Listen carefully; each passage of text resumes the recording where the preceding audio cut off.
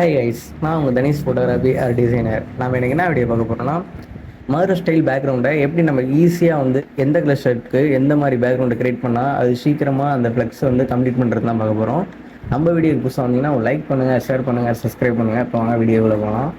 நான் ஆல்ரெடி ஒரு 20க்கு 5 ஃப்ளெக்ஸை டிசைன் பண்ணி வச்சுருக்கேன். ஓகேங்களா, இந்த செவுத்தில் ஓட்டுற மாதிரி ஒரு ஃப்ளெக்ஸ் தான் அது. ஓகேங்களா, இப்போ இதில் எல்லாம் பிளாக் ஷர்ட்டை போட்டிருக்காங்க. ஓகேங்களா, பிளாக் ஷர்ட்டை, ஒயிட் ஷர்ட்டை, இந்த பிளாக் ஷர்ட்டு இந்த ஃப்ளெக்ஸில் பாருங்களேன், இந்த ஒயிட் ஷர்ட் இருக்கா, ஒயிட் ஷர்ட்டுக்கு நம்ம ரெட்டு போட்டாலும் எடுத்துப்போம், க்ரீன் போட்டாலும் எடுத்துப்போம், ப்ளூ போட்டாலும் எடுத்துப்போம். ஓகேங்களா, அதெல்லாம் ஈஸியான ஸ்டெப் தான். ஓகேங்களா, அதே மாதிரி இப்போ இந்த ஷர்ட் இருக்கா, அந்த ஒயிட் ஷர்ட் இருக்கா, ஒயிட் ஷர்ட்டு கீழே எதுக்கு அந்த ஒயிட்டு கொடுத்துருக்கோம்னா, இதே அந்த ஒயிட்டை எடுத்தோம்னா அந்த ஒயிட் எடுக்க நம்மளுக்கு அந்த கீழே இருக்குது அந்த எரேசர் பண்ணியிருக்கிறதெல்லாம் அப்படியே தெரியுதுங்களா? ஓகேங்களா, அந்த திப்பியாக தெரியும். நம்ம என்ன தான் எரேசர் பண்ணாலும் அது ஃப்ளெக்ஸ் பார்க்குறப்ப, இப்போ இந்த ஃப்ளெக்ஸ் பார்க்குறப்ப இப்படி டிஃப்ரெண்ட்டாக தெரியுதா இல்லைங்களா?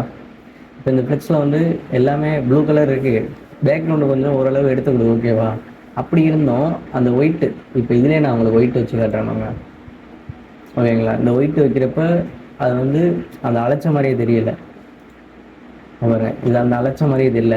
ஆனால் என்ன, எல்லா சைடுமே பிளாக் இருக்குது, பிளாக் இருக்கப்போ நடுவில் ஒயிட் வச்சா அது பார்க்குறப்ப ஒரு லுக்காகவும் இருக்காது, ஒரு அட்ராக்ஷனாக ஆகாது. ஓகேங்களா, அதுக்காக தான் நம்ம க்ரீன் பேக்ரவுண்ட் வச்சோம்.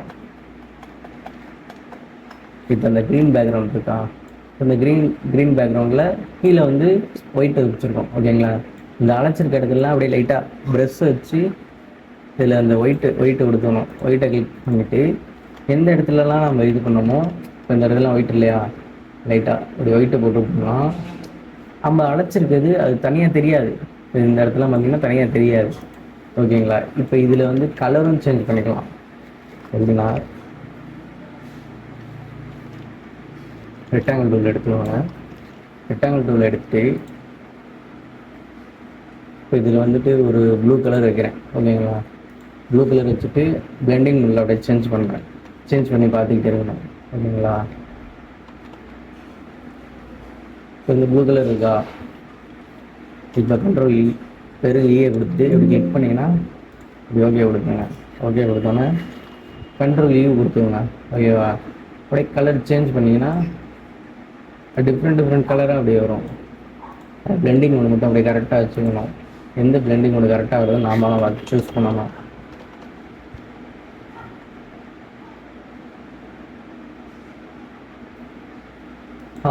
ஹார்டு லைட்டுன்னு இருக்கும், அதை எடுத்து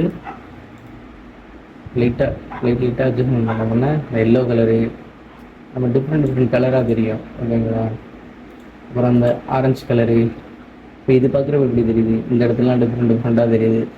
ஓகேங்களா, இது மாதிரி நம்ம ஃப்ளெக்ஸ் டிசைன் பண்ணி கொடுத்தோம்னா கஸ்டமர் எடுத்துக்க மாட்டாங்க. ஓகேங்களா, இது அந்த 5க்கு 20 காட்டுறேன். இப்போ இது பிளாக் ஷர்ட்டுக்கு எந்த கலர் ஷர்ட் போட்டாலும் அதை எடுத்துக்கும். ஓகேங்களா, இதுலேயே நம்ம டிஃப்ரெண்ட்டாக கொண்டு வரணும்னா இப்போ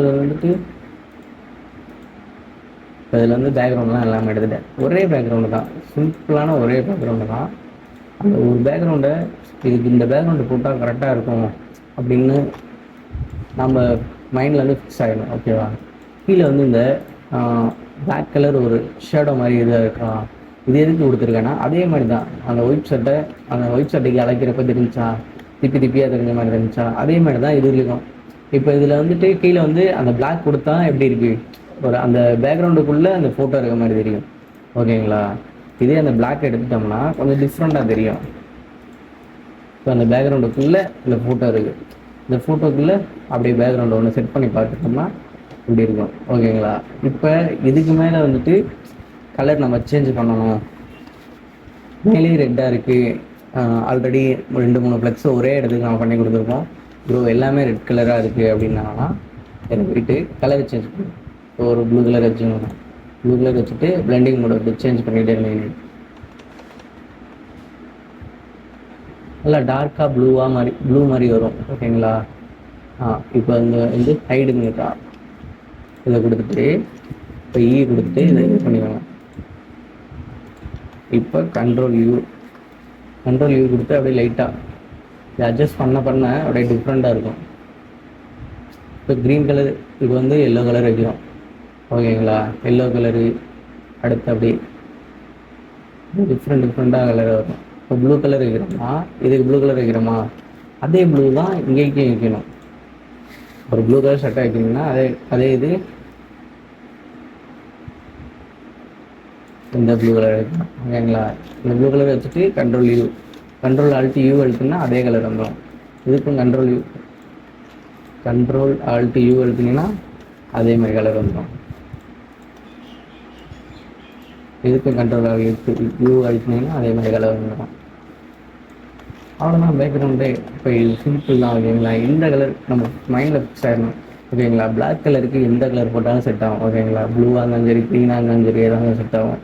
ஆனால் என்ன, இப்போ இந்த ஏஐயில் போட்டிருக்கிறதுலாம் இந்த ஹேர்லாம் இந்த ரெட் கலர் இருக்குல்ல, அந்த ரெட் கலரில் வந்துட்டு ஏஐலே போடலாம், இல்லைனா இதுலேயே வந்துட்டு கிளிப்பிங் மாஸ்க் போட்டு ஆட் பண்ணி கலர் மட்டும் சேஞ்ச் பண்ணிக்கலாம் அந்த இதில், ஓகேங்களா?